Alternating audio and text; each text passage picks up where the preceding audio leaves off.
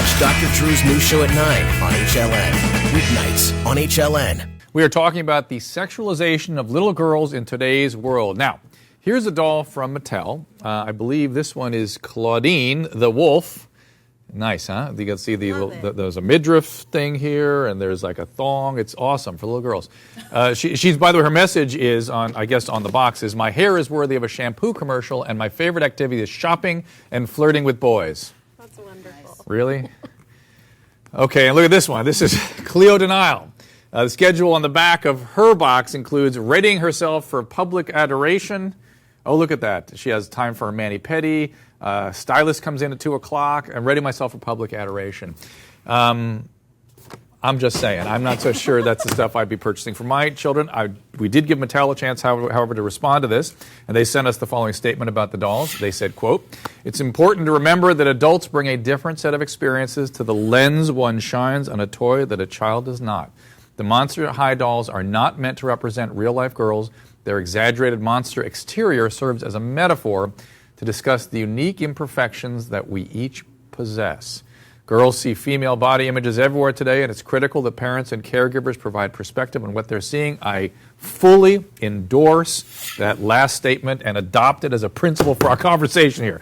Clinical psychologist and mom Michelle Golland is part of our discussion. So is Kristen Laura. She allows her 10-year-old daughter to wear makeup. And by the way, does these dolls be okay for her? I love those dolls. Well, you're welcome to have one. There you go. You drew the other one. And then Denise Weinstock, who is opposed to the sexualization of little girls. Denise, you react to those dolls in a different way? Totally disgusting. Disgusting. Disgusting. No. Women don't look like this. And if they do, it's quite frightening. And the fact of the matter, the fact that my daughter would look at this and say, this is the way I'm supposed to look, it's really scary. I remember Holly Hobby dolls. I remember dolls that came in all shapes and sizes, except for Barbie, of course. I want to bring up, I do remember taking my daughter shopping for her Halloween costume this past year. Mm-hmm. I was disgusted, again, with what I was seeing. Sexy nurse for an 11-year-old.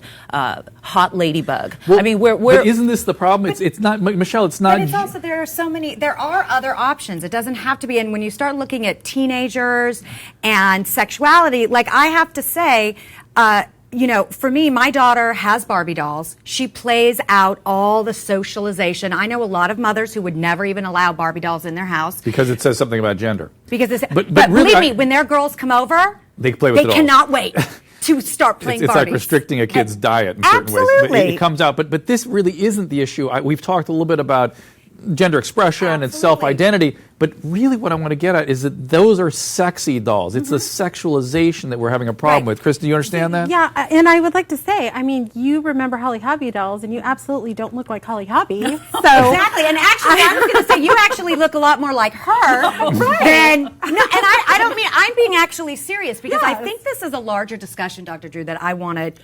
I want to bring. I'm 43 years old. Yeah, right. I understand. Yes. I'm mature enough to be able to understand the consequences of what I'm wearing and the perception that I'm going to give to people. Do you fully appreciate how men respond to you guys? Really, as women? Do you know how messed up our brains are in terms of how to respond to this stuff? The problem is power. You have power. Power, well, and a 9-year-old shouldn't be wielding that. But I doesn't understand the power that brings. I do not think wearing what is, and again, I am not going to go to padded bras for a 7-year-old. Not okay. I believe in, if they want to wear a little lip gloss when they reach a certain age. We all have boundaries. Some people would never pierce their daughter's ears until they're 13. Whatever. Everyone has their way to express those boundaries around gender. Now, you guys, though, are fair. You're sexy women. You're attractive, sexy women. You put that out a bit. Your daughters see that too. Absolutely. And I think what it is it is not, and a comment sort of got alluded to. The fact that my daughter dresses, I don't consider how she dresses sexy. She dresses trendy.